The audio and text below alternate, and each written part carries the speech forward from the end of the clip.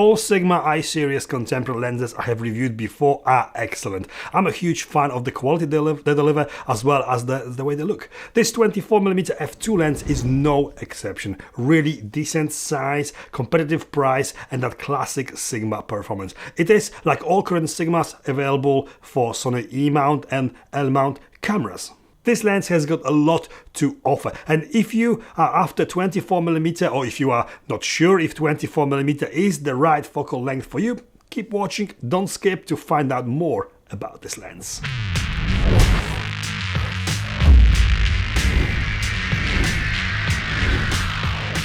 24mm is a weird focal length. It's not exactly wide angle, but it is good enough for shooting wide angle images with. It's not a everyday lens for everyday usage and for every scenario, but one that can actually do it all well. In reality, 24mm is more practical and has got more uses than it might seem. It is more versatile focal length than most people think. Shooting wide-angle images with 24mm gives you a decent field of view, but without that dramatic distortion wide-angle lenses provide. It might not be wide enough to capture interiors wall-to-wall, but certainly brilliant for architecture and landscape. Also, this 24mm lets you get pretty close to your subject with not as close as the other 24mm from Sigma, the f3.5 version, but close enough to be able to capture great close-up images too. This is, however, f2 version, and that allows you not only achieve great subject to background separation, but also open more possibilities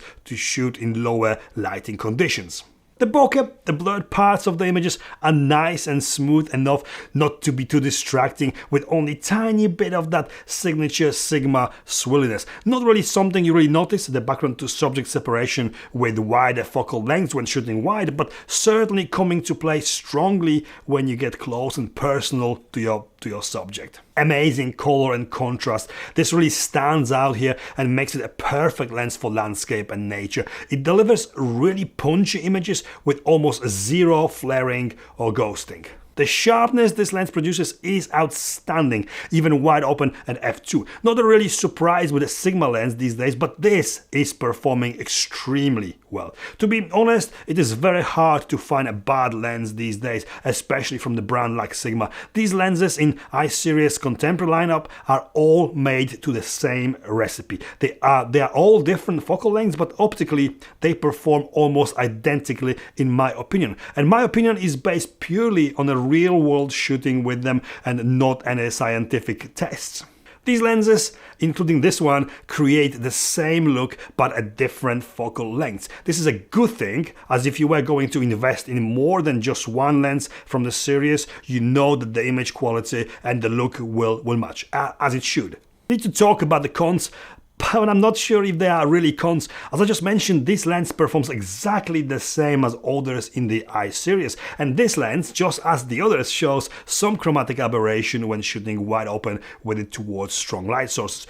Not really bad, absolutely manageable and fixable in post, and there's also some visible bulging, and this can be corrected by the camera if you are shooting JPEG or video with it, or by the lens profile in Adobe Lightroom when shooting RAW. The autofocus works great both when taking photos or filming with it. After filming a lot of stuff with this in the last few weeks, I am pretty convinced that this is one of the best focal lengths for run and gun filming with. It's more forgiving than 35 or 50mm lenses with any small shakes, as it is borderline wide angle, and it's also great to get close to your subject with, all without changing lenses or zooming in, and you just don't get that bulging distortion when you get close like you get with wider angle lenses. I have literally spent the whole day this week filming with it from the gimbal without the need to change lenses at all. This 24mm just gives me that versatility when filming. The build, just as all other lenses in the series,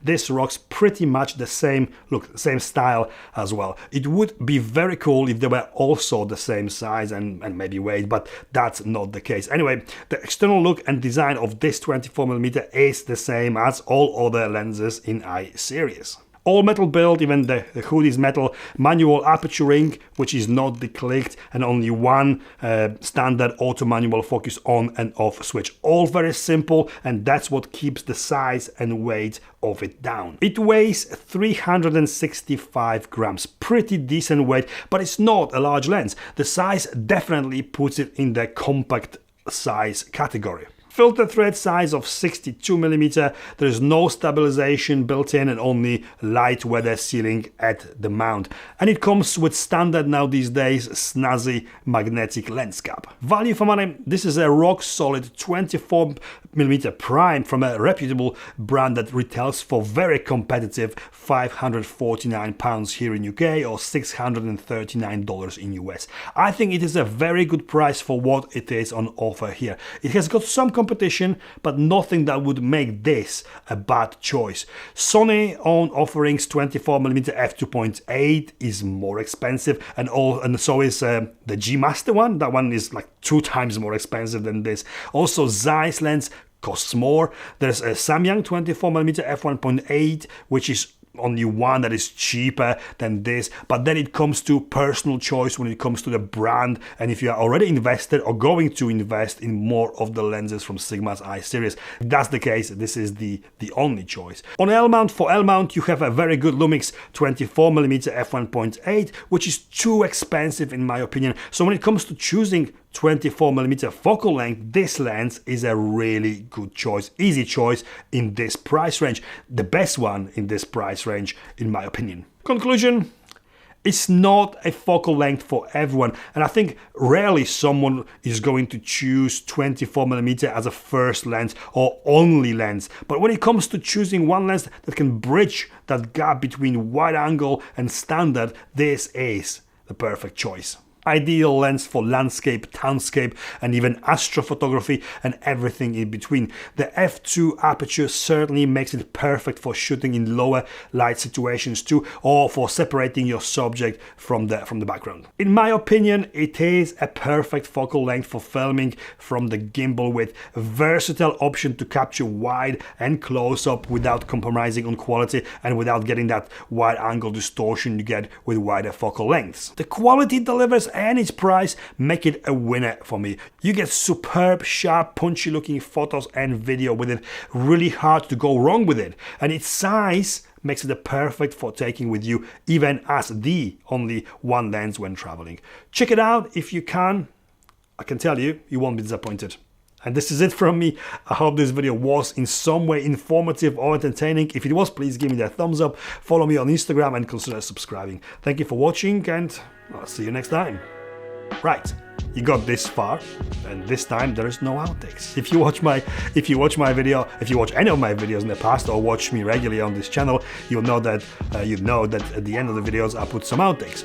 I'm thinking of changing this format and maybe doing something a bit different. So I'm thinking of answering three, maybe three most interesting questions from one video in a video at the end of the video after that. What do you think? So let me know in the comments below if this is something you'd like to see at the end of my videos, answering some of your questions instead of stupid outtakes.